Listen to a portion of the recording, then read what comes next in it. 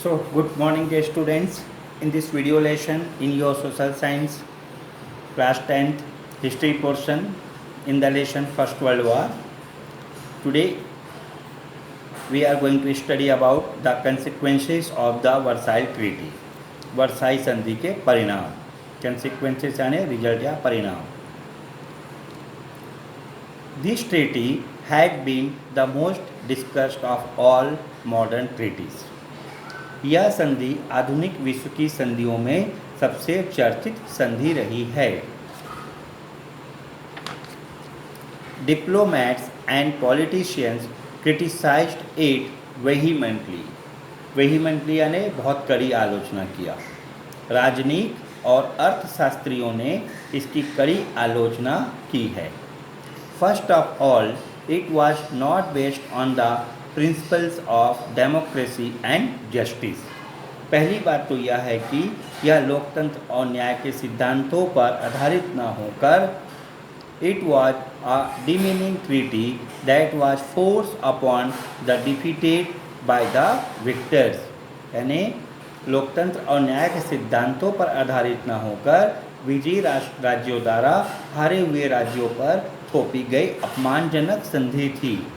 Germany was not invited to the discussions and negotiations. यानी Germany को कभी भी चर्चाओं में शामिल नहीं किया गया. All its objections were ignored and the country was forced to sign on the dotted line. और जर्मनी की आपत्तियों को दरकिनार करके उस पर हस्ताक्षर करने पर मजबूर किया गया. The new elected government of Germany claimed their government was not responsible for the war. और जर्मनी के नए शासकों का कहना था कि युद्ध के लिए जर्मनी की नवगठित लोकतांत्रिक सरकार जिम्मेदार नहीं थी. So it was unjust to punish the new democratic government for their acts. और यह पुराने सम्राट और अलोकतांत्रिक राज्य का काम था. अतः उसके किए का दंड नए लोकतांत्रिक राज्य को देना न्यायपूर्ण नहीं था. In fact punishment would be counter productive since it would weaken democracy in the country because the German people would never support a government that accepted such humiliating conditions. उल्टा इसका असर जर्मनी में लोकतंत्र को कमज़ोर कर देगा क्योंकि जर्मनी के लोग ऐसी सरकार का साथ नहीं देंगे जो इतनी अपमानजनक शर्तों को स्वीकार करे. इन स्टार्क कंट्रास्ट, इसके विपरीत, in stark contrast the government of the victorious countries stirred anti German hysteria in their countries and came to the negotiating table vowing to squeeze Germany dry like a lime to ensure that the country could never raise its head again. इसके विपरीत क्या हुआ कि जो victorious country थे, विजयी देशों की सरकारों ने अपने देशों में जर्मनी के विरुद्ध जनमानस में युद्ध उन्माद वॉर हिस्टीरिया पैदा किया और बाद में इसी कथन पर चुनकर आए थे कि वे जर्मनी को नींबू की तरह निचोड़कर छोड़ेंगे ताकि वह कभी सर नहीं उठा सके. That is why they could not behave in a just manner with Germany. इसी कारण वे जर्मनी के साथ न्याय संगत व्यवहार नहीं कर सके.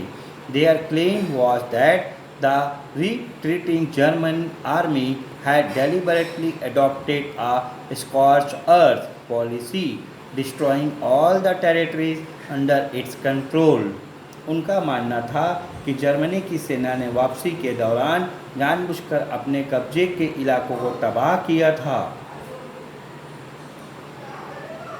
They also pointed out that Germany had itself imposed harsh conditions in the treaty it signed with the revolutionary government of Russia, annexing a large chunk of Russian territory. उसने खुद रूस की क्रांतिकारी सरकार से जब समझौता किया तब उसने रूस पर अत्यधिक कठोर शर्त लगाकर उसके बहुत बड़े इलाकों पर कब्जा कर लिया था। It soon became clear to everyone that such a treaty would only increase the possibility of another war breaking out, because Germany would never fully accept its terms. इस संधि के बाद सभी को स्पष्ट हो गया कि इन शर्तों के रहते जर्मनी के लोग इस व्यवस्था को कभी स्वीकार नहीं कर सकते।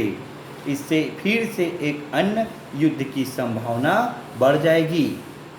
It also became clear that forcing a democratic government to accept such harsh terms would weaken it in the eyes of German people.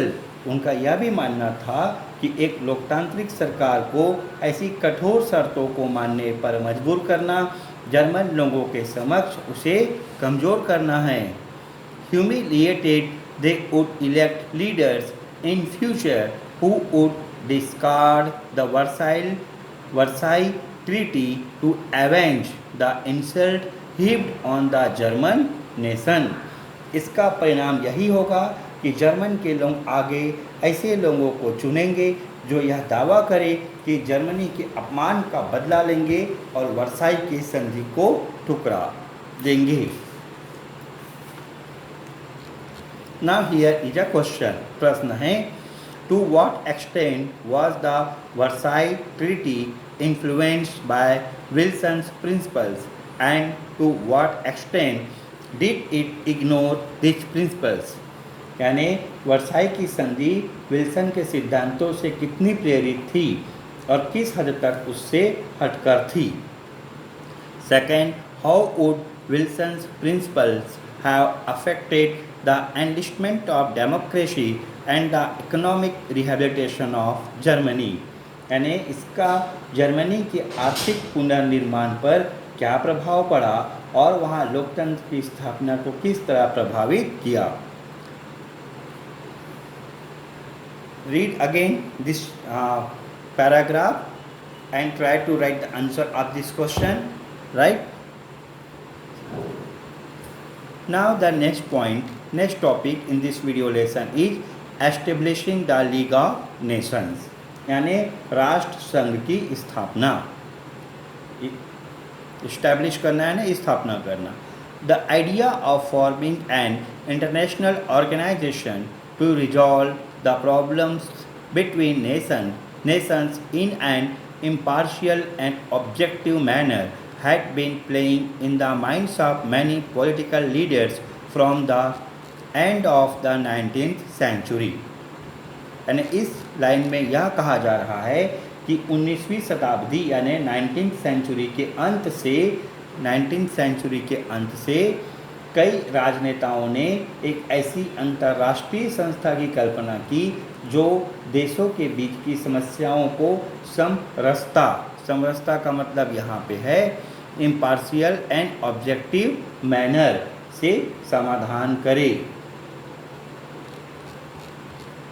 During the war Wilson's 14 points once again brought this idea into the limelight. और युद्ध के दौरान Wilson के सिद्धांतों में भी यह बात कही गई। Wilson tried hard to realise his vision, और विल्सन ने इसके लिए विशेष प्रयास किया। Eventually the League of Nations was established in Geneva, the capital of Switzerland, in 1920। सन 1920 या 1920 में जेनेवा, स्विट्जरलैंड की राजधानी में राष्ट्र संघ लीग ऑफ नेशन की स्थापना की गई। It was hoped that the organisation would resolve quarrels between nations in a peaceful manner, help them in developing their healthcare system, ensure their food security, improve the working conditions of labor, and so on.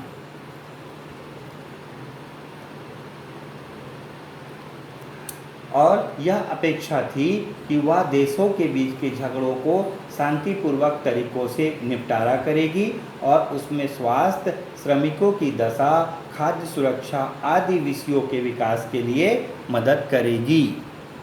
One of the first tasks assigned to the League was implementing the international peace agreements signed after the First World War.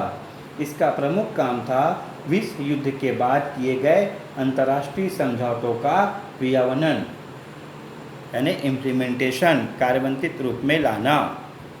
For example, under the Versailles Treaty, it was given the administrative responsibility of the Saar region given to France for its use, and Danzig corridor ceded to Poland to permit its access to the sea. उदाहरण के लिए Versailles समझौतों के अंतर्गत सार क्षेत्र जिसे France के उपयोग के लिए दिया गया था और डैंजिंग पट्टी जिसे पोलैंड को समुद्र तक पहुंच के लिए दिया गया था का प्रशासन राष्ट्रसंघ यानी लीग ऑफ नेशन को देखना था। Establishing the League of Nations was itself a process fraught with problems. राष्ट्र संघ या लीग ऑफ नेशन के गठन में ही कई समस्याएं थी। To begin in those days to begin with in those days the government did not see their colonies as independent or autonomous countries.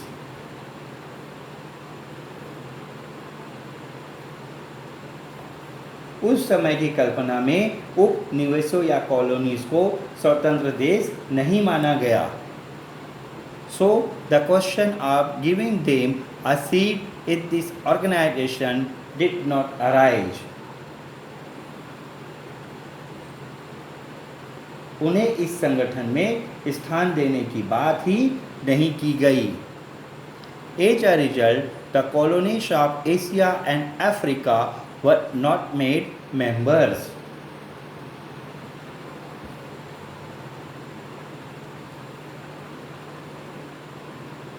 और एशिया और अफ्रीका के उपनिवेशों को इसमें सदस्य नहीं बनाया गया।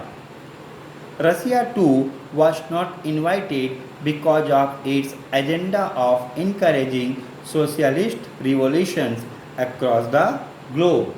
और सोवियत रूस जो विश्व भर में समाजवादी क्रांति की पैरवी कर रहा था को इसमें आमंत्रित नहीं किया गया। Also, in spite of Wilson's sterling effort to set up the organization, America did not become a member.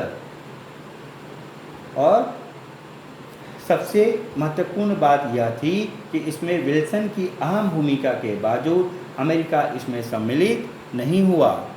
The League of Nations nevertheless continued to work with the handicaps and by 1930 appeared to be delivering its promise of peace and prosperity for the world.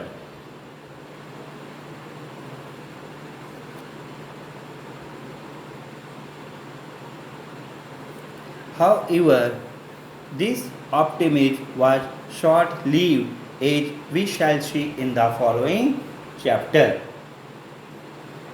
Right? So, my dear students, this is the end of this lesson. You will get the question answers in the PDF form. सभी question answer PDF form में रहेंगे। Read this lesson, revise it once again. कम से कम 5 बार आपको revision करना है, तब समझ में आएगा आपको। और if you have any question you can put your question. आप कोई भी अगर प्रश्न है आप उसको व्हाट्सएप ग्रुप में या क्लास में पूछ सकते हैं। In the meanwhile complete your copy.